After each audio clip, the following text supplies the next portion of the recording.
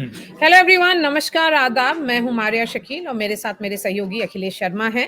भाजपा की पहली लिस्ट 29 के बाद 48 घंटे में आ सकती है या 29 तारीख को भी आ सकती है, क्योंकि उसी दिन सेंट्रल इलेक्शन कमेटी की बैठक होगी जहां पे प्रधानमंत्री नरेंद्र मोदी, जेपी नड्डा जी और होम मिनिस्टर अमित शाह जी मौजूद होंगे। तो अखिलेश जी, क्या माना जाए, 90 से 100 कैंडिडेट्स? देखिए, ये बीजेपी ने पहली बार ऐसा प्रयोग किया है कि लोकसभा चुनाव की घोषणा अभी हुई नहीं है। संभावना है कि मार्च के दूसरे सप्ताह में चुनाव आयोग घोषणा करे, उसके तुरंत बाद आदर्श आचार संहिता जो लागू हो जाएगी। लेकिन उससे पहले ही बीजेपी की केंद्रीय चुनाव समिति की बैठक होने जा रही है। सूत्रों के हवाले से जानकारी मिली, 29 तारीख को शाम 6 बजे के बाद पार्टी मुख्यालय पर यह बैठक हो सकती है और इसमें 90 से 100 जो उम्मीदवार हैं उनके नामों पर अंतिम रूप दिया जा सकता है, मोहर लग सकती है केंद्रीय चुनाव समिति की ओर से। और ये रणनीति में बीजेपी ने बदलाव इसलिए किया है क्योंकि पार्टी को ये लगता है कि अगर आप नाम पहले घोषित कर देते हैं, खासतौर से उन सीटों पर जो कमजोर हैं, तो उसमें यह होता है कि जो उम्मीदवार होंगे उन्हें समय मिल जाता है तैयारी करने के लिए। यही रणनीति बीजेपी ने हाल के विधानसभा चुनाव जो हुए थे मध्य प्रदेश, छत्तीसगढ़, राजस्थान, तेलंगाना के, वहां पर अपनाई थी और पार्टी को इसका फायदा 3 राज्यों में तो मिला था। जी बिल्कुल, मध्य प्रदेश, छत्तीसगढ़, राजस्थान में। तो यही अब रणनीति बीजेपी कोशिश कर रही है ताकि कैंडिडेट जो हैं उनको एक तैयारी करने का वक्त भी मिलना चाहिए। और उसके अलावा जो सैटरडे को एक मीटिंग थी अखिलेश जी, जहां पर जो कोर कमेटी है और हर स्टेट के जो इंचार्जेस हैं, उन्होंने वो उस मीटिंग में मौजूद थे। जो ये मीटिंग हुई पार्टी के मुख्यालय पे हुई थी और एक सेंस था कि सारे स्टेट अपने लिस्ट लेकर के आए हैं। उसके अलावा पार्टी ने जो सर्वे किया था उससे मैच किया जा रहा था। इस बात पर हर कैंडिडेट के नाम पे डिस्कशन हो रहा था। तो जो 29 पे की तारीख को जो डिस्कशन होगा प्रधानमंत्री मोदी जी के सामने, तो क्या उस दिन जो सीट्स जो भाजपा हारी है उस पर डिस्कशन होगा? और पहली लिस्ट जो होगी 90 से 100 के बीच में, उसमें किस तरह के नाम के आने की संभावना है? देखिए, ये हमें बताया गया है कि ये मिक्स होगा, जिसमें जो सीटें बीजेपी आज है, जीती हुई सीटें हैं, उन पर भी उम्मीदवारों के नामों का ऐलान हो सकता है। साथ ही जहां पिछली बार हारी है उन सीटों का नाम भी इसमें आ सकता है। पिछली बार बीजेपी ने करीब 161 सीटें ऐसी चिन्हित की जहां पर कि या तो कमजोर है, यानी नंबर जीती हो लेकिन उतना अच्छे से मार्जिन से नहीं जीत पाई, या फिर हार गई, नंबर 2 पर रही है। तो पिछले 2 साल से बीजेपी ने 161 सीटों पर काम कर रही है और माना जा रहा है कि जो पहली सूची होगी इसमें इनमें से भी कई सीटों के उम्मीदवारों का नामों का ऐलान हो सकता है। दूसरा ये हो सकता है कि पीएम नरेंद्र मोदी का नाम जाहिर सी बात है कि हो गई, सबसे पहला नाम उन्हीं का होना चाहिए इस लिस्ट में। गृह मंत्री अमित शाह का नाम, अन्य जो वरिष्ठ मंत्री हैं, राजनाथ सिंह हैं, नितिन गडकरी, इनका नाम भी इस सूची में हो सकता है। इसके साथ कई ऐसे मंत्री हैं जो राज्यसभा में अभी हैं लेकिन उन्हें दोबारा पार्टी ने राज्यसभा नहीं दी है, तो उन्हें भी एक बार फिर से कहा जा सकता है कि आप लोकसभा का चुनाव लड़ें। धर्मेंद्र प्रधान, भूपेंद्र यादव, मनसुख मांडविया, राजीव चंद्रशेखर, ये तमाम ऐसे मंत्री हैं जिनको कहा जा सकता है कि आप राज्यसभा के, अब लोकसभा का आप चुनाव लड़िए, तो उनका नाम भी हो सकता है। तो ये कुल मिलाकर के एक ऐसी सूची आ सकती है। और इसमें यह भी हमें जानकारी मिली है कि उत्तर प्रदेश, जहां पर कि समाजवादी पार्टी ने भी 30 के करीब अपने उम्मीदवार घोषित कर दिए हैं, तो उस 30 सीट पर तो आएगा ही। उस 30 पर कम से कम करें ताकि जो उम्मीदवार हैं उन्हें पता है कि सामने हमारा कौन है। हालांकि ऐसा कोई पक्का नहीं होता है, आप जानते हैं कि समाजवादी पार्टी में नाम बदल सकते हैं। अभी हाल ही में उन्होंने शिवपाल यादव को बाद में बदल के धर्मेंद्र यादव की जगह शिवपाल यादव को दे दिया। संभल में अभी जो उन्होंने अनाउंस किया था उनकी आज डेथ हो गई, तो वहां भी उनको एक नया उम्मीदवार अपना देना हुआ। लेकिन अपने हिसाब से बीजेपी कोशिश यही करेगी कि जहां जहां नाम पता है कि सामने आ चुके हैं वहां पर अपने घोषित कर दे।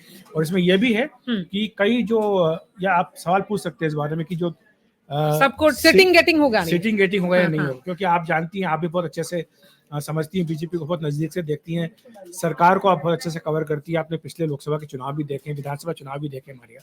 आप भी जानती है कि बीजेपी ये जो एंटी इनकम्बेंसी होती है इसकी काट के लिए बड़े पैमाने पर अपने जो मौजूदा विधायक होते हैं, सांसद होते हैं, उनके टिकट काटती है, जैसे गुजरात में उन्होंने किया था। करीब 50 से 60 टिकट्स कटे थे। तो इस बार कितने की काटने का उम्मीद है आपको? काफी कटेंगे, मुझे लगता है कम से कम 100 के करीब आप मान के चलिए। तो 303 में से कम से कम 100 ऐसे सांसद जिनको दोबारा टिकट शायद ही मिले। ये संख्या बढ़ भी सकती है, लेकिन मोटे तौर पर अभी मान के चलिए, क्योंकि अभी देखिए ये पीएम मोदी कह चुके हैं कि राष्ट्रीय परिषद की बैठक आपने देखी होगी, इसमें उन्होंने कहा कि 370 सीटें लानी है और हर सीट पर कमल उम्मीदवार होगा। तो यानी उम्मीदवार किसको बना रहे हैं इससे कोई फर्क नहीं पड़ना चाहिए जनता को भी और पार्टी कार्यकर्ताओं को भी। वोट तो नरेंद्र मोदी के नाम पे पड़ेगा, वोट तो नरेंद्र मोदी को और कमल के फूल को मिलना है। तो इसलिए किसी को भी उम्मीदवार बना दीजिए, किसी को भी हटा दीजिए, इससे ज्यादा फर्क नहीं पड़ेगा, ये उनका अपना मानना है। लेकिन रियल पॉलिटिक्स इस तरह से नहीं होती है।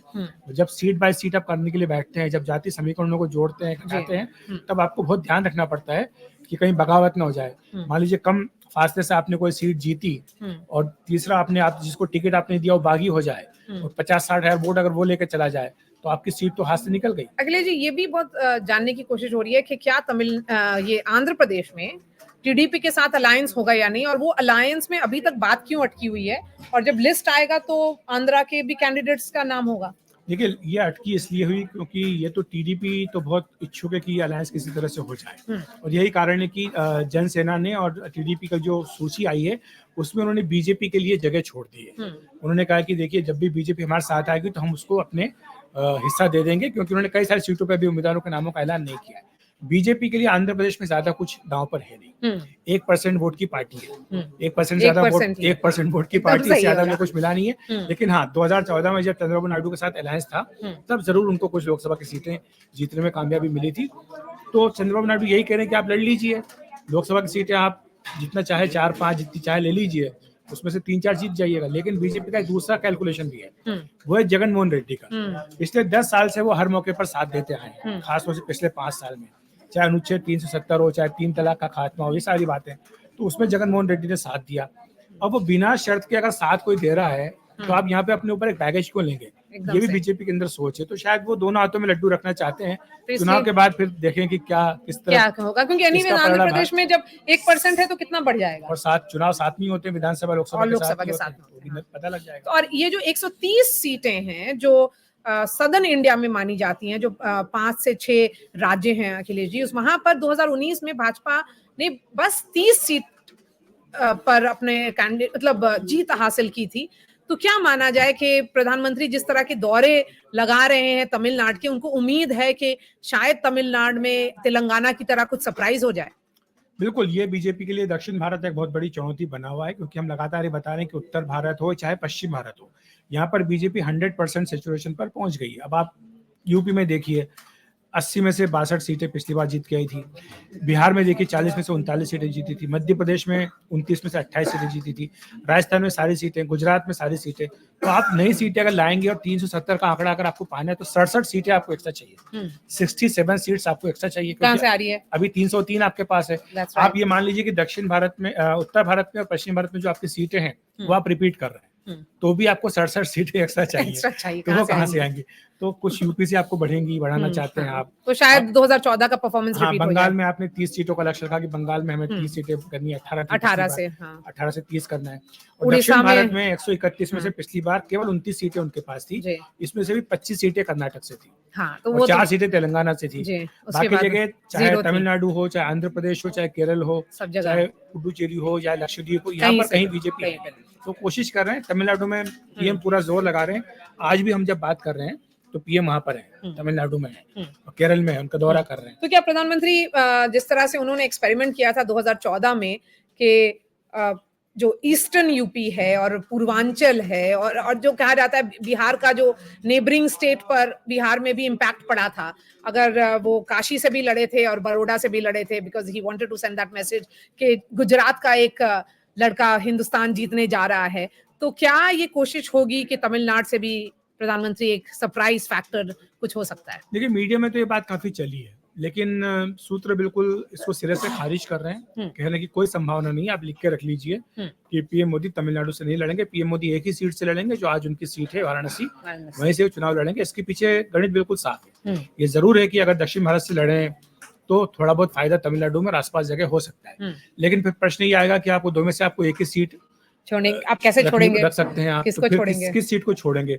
अगर यूपी की सीट छोड़ेंगे तो यहाँ पर तो विधानसभा चुनाव उसके बाद सिर पर है, तो इसका तो क्या मैसेज जाएगा? तो ये यही कारण है। लेकिन ये दुविधा है पार्टी के लिए। लेकिन अभी ये स्पष्ट कर दिया है कि तमिलनाडु, केरल, इनमें हमारी प्राथमिकता के राज्य हैं, यहाँ पे हम पूरा जोर लगा रहे हैं, ये बीजेपी कह रही है। लेकिन मुझे लगता है कि वोट प्रतिशत चाहे उनका बढ़ जाए, लेकिन सीटें चाहे उतनी नहीं हो पाएंगी। तो अगर हम ये कंक्लूड करना चाहेंगे अखिलेश जी, तो ये बोल सकते हैं कि बीजेपी के सेंट्रल इलेक्शन कमेटी की मुलाकात हो रही है, कि बैठक है 29 को, और शायद उसी दिन या फिर अगले 2 दिनों में फर्स्ट लिस्ट ऑफ कैंडिडेट्स आ सकता है। निश्चित तौर पर ये जो सूत्र है यही इशारा कर रहे हैं, क्योंकि लिस्ट तैयार है। जैसा आपने ही बताया मारिया कि शनिवार को कई राज्यों के कोर ग्रुप की बैठक पार्टी अध्यक्ष जेपी नड्डा के साथ हुई है। तेलंगाना, छत्तीसगढ़, उत्तर प्रदेश, आज हमने सुना कि राजस्थान के मुख्यमंत्री भी आ रहे हैं, उनके साथ भी बैठक होनी है कोर ग्रुप की। तो ये सारे राज्यों के साथ जो राज्यवार सूची है वो एक तरह से बन के तैयार हो चुकी है। अब केवल इस पर केंद्रीय चुनाव समिति की मोहर लगनी है, जो मुझे लगता है कि शायद 29 तारीख को हो जाएगा।